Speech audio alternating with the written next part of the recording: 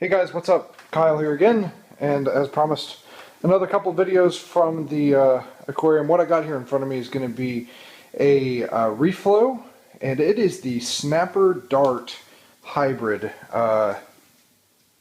model of the external pump here. So what we're going to do here is we're going to change out, see if I can get to focus in here. We're going to get it to change out that impeller. It comes pre-installed with the higher flow dart, and if I'm not mistaken, let me see if I can see. I have my trusty sheet of paper here. It's in the neighborhood of like 3,000, something more, maybe 3,600 gallons per hour, which if you're in a super high flow tank and that's what you want, cool. Way too much for my tank. I'm only wanting to go right at about 10 times, maybe 12 or 13 times over. So we're going to pull this thing apart. This thing is pretty solidly built. It's, I mean, full metal back here. The heat sinks here, they're pretty deep, well coated. You know, there's not a whole lot of like dinks or nicks or scratches or anything. The plastic here is really high quality plastic, and even this is the one that we're going to put in. See, it says Snapper on it. And it's interesting, just looking, comparing the two, I can't tell a difference. I mean, I'm sure there is, I believe that there is, but, yeah, I can't tell, I cannot tell. So anyways, but we're gonna go ahead and put it in. Let me do a quick 360 for you, that way you can at least see all the way around it. And sorry if I think the countertops here, the black countertops, might make this thing kind of fuzz in and out. But it's got a really solid exhaust or cooling fan, excuse me, here. So it's gonna, that's where it's gonna be cooling from. And also this is where if like it sticks or anything, I know with external motors, you can help it along by twisting that little nut there, or screw. So.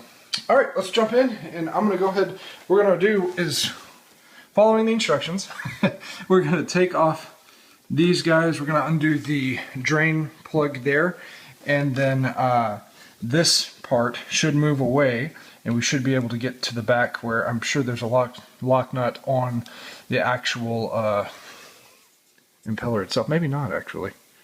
Doesn't look like there is, but we'll get into it and we'll see.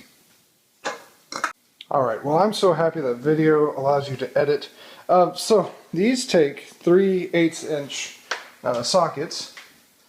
I've literally spent 15 minutes trying to find all my stuff here, and by gosh, look what's missing. 3/8 inch. So I had to go digging through all of my stuff, but I finally found it. We finally found it. So no, it's not this one. It's this one. We're gonna go ahead and take this thing apart. Geez. Okay, here we go. Okay, so that actually really wasn't too painful. This guy's off. We have this impeller here. We have all 6 of the nuts, along with the front casing there. They say you can leave this attached to the plumbing. Tell you what, I think that would have been really difficult to do.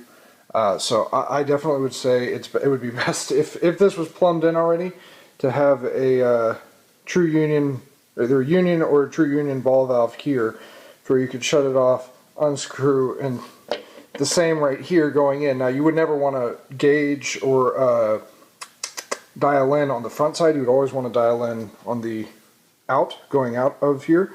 This is where you'd want to turn it down. So I want to switch to this snapper, put that guy here, and what we're going to do is, because that one apparently is less wattage, like it's much less power usage, and it's already more than what I want, so as far as movement and flow is concerned. So I'm still going to have to dial in on this. But next thing that they tell us to do here is to take a flathead screwdriver.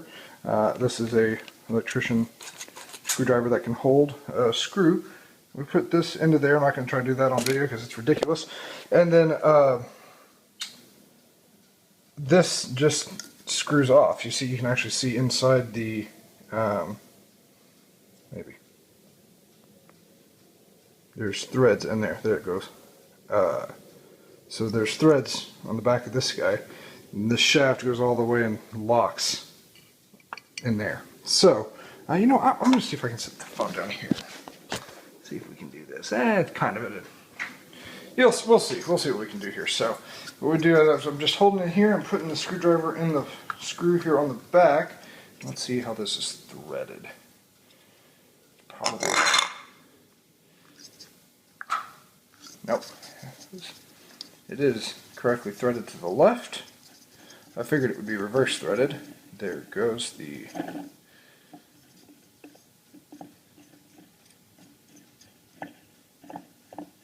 it's a long alright. So here it is. And it says dart. And this one says snap. I'm just going to inspect these real fast to see if I can tell a difference.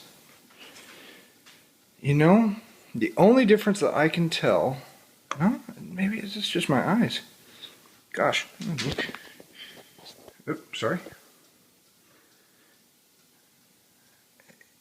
Between the two, I don't know if the snapper's channels are maybe a little thinner. I'm not sure. I sincerely cannot tell a visible difference between the two of them. It looks like, it feels to me like this channel is wider than that one is. But when I put them side to side, it doesn't look like it. So maybe it's just my eyes. So we'll put the snap, this guy, we'll put the snap onto this thing. We're going to put this over here. No mistakes. Snap's going to go on. I don't want to do things twice. This way. And here, I'll do that as well here. I'll take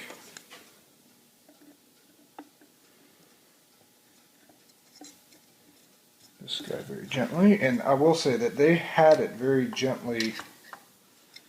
They had it very gently on there. They did not. It was not cranked in. It was.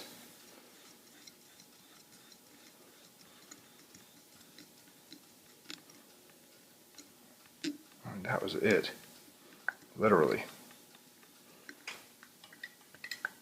It was just finger tightened, so I'm going to do the same thing, and then I'm going to put this back together, and that will be that.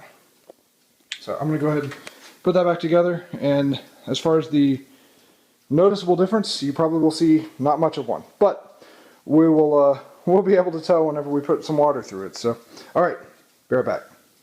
All right, and we're back. So, went ahead, I put all these screws back on.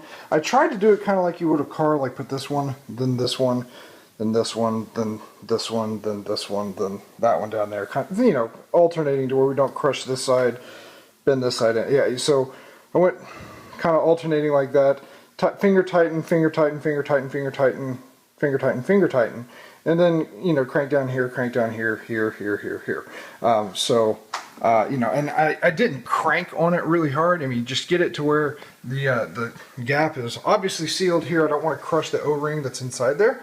But we have the new snapper impeller in there. And, you know, all it took was, I used vice grips with my little socket to get into this, little magnet there, to get into this one and grab a hold here and do the twisting there. And then just a little, I have a little screwdriver that has a socket attachment, and a flathead screwdriver is all you need to spin the deal on the back there. That guy right there.